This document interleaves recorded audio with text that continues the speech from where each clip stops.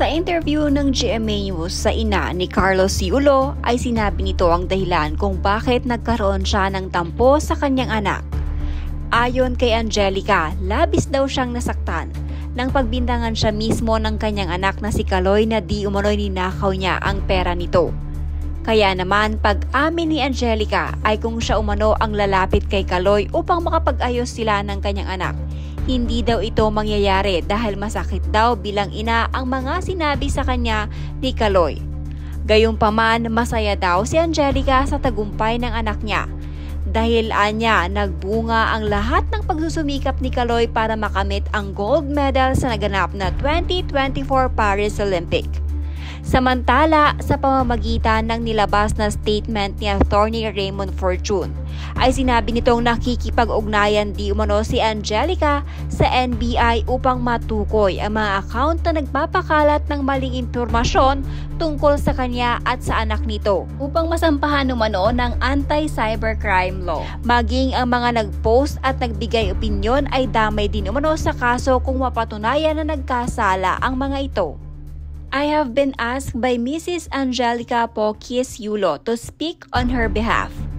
The public is hereby informed that all statements made attributed to Mrs. Yulo and or any of her children that are critical of disparaging or tend to tarnish the accomplishments of her son, Carlos Adriel Yulo, are untrue, fake, and mere products of imagination and fantasy by heretofore unknown individuals.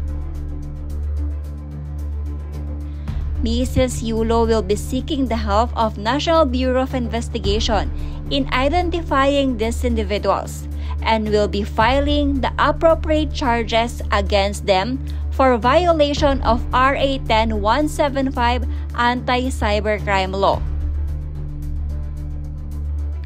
The public is hereby reminded that the sharing of these fake posts as well as harsh and libelous comments made in said post are also actionable under the Anti-Cybercrime Law.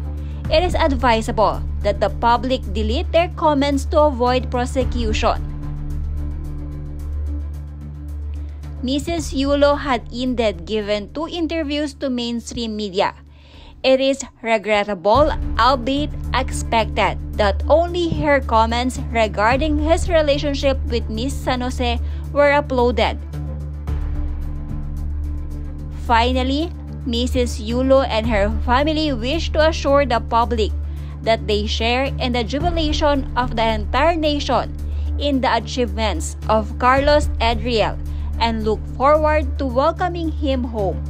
I hereby quote her own words. Good for him.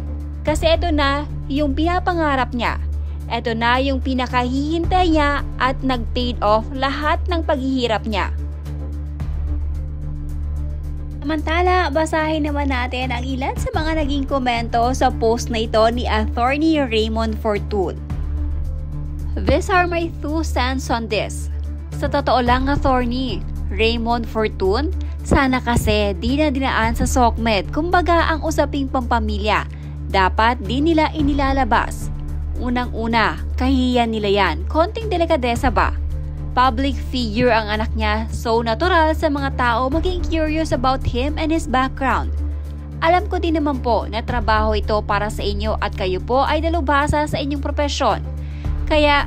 Pero sana nga po di totoo yung mga news kasi nakakaawa si Kaloy. In a way, nagmamahal lang siya. Nagkataong di aprobado ng pamilya niya.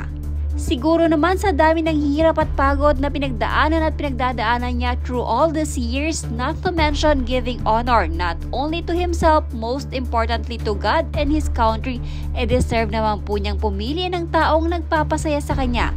Just like a normal person, an ordinary individual who wants to experience love.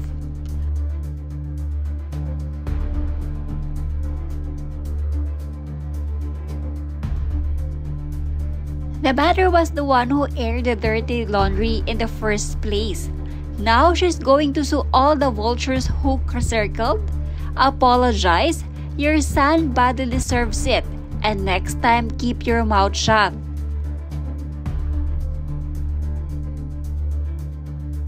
Raymond Fortune, I beg to disagree.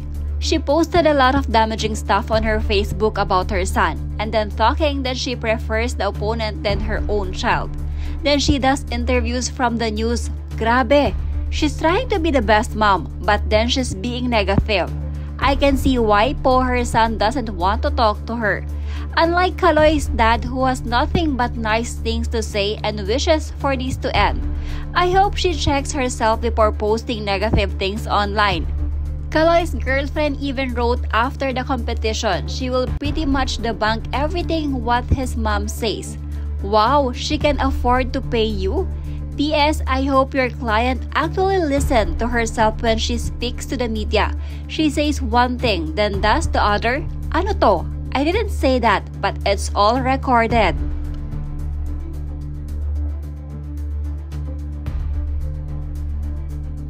Kawawa naman si Kaloy. I think both parties naman may point. Of course, being a nanay, protective lang siya talaga sa anak. Lahat naman ganun.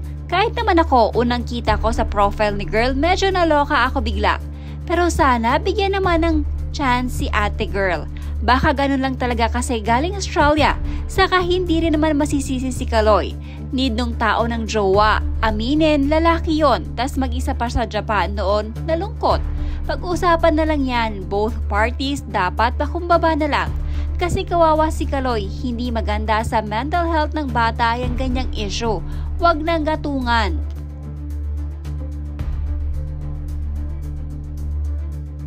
Bakit kasi need pa mainstream media pa ang family problem? Mas lalong nakakagulo. I hope maayos nila ito dahil walang ginto ang mas hihigit pa sa masayang pamilya. As a mother of a Pinoy Olympic medalist, she should apologize for her post about Japan lang malakas or something. It's not doing any good to society and country at this point in time. Lessons learned for all Filipinos families on how to navigate life in sports and fame as wholesome as possible.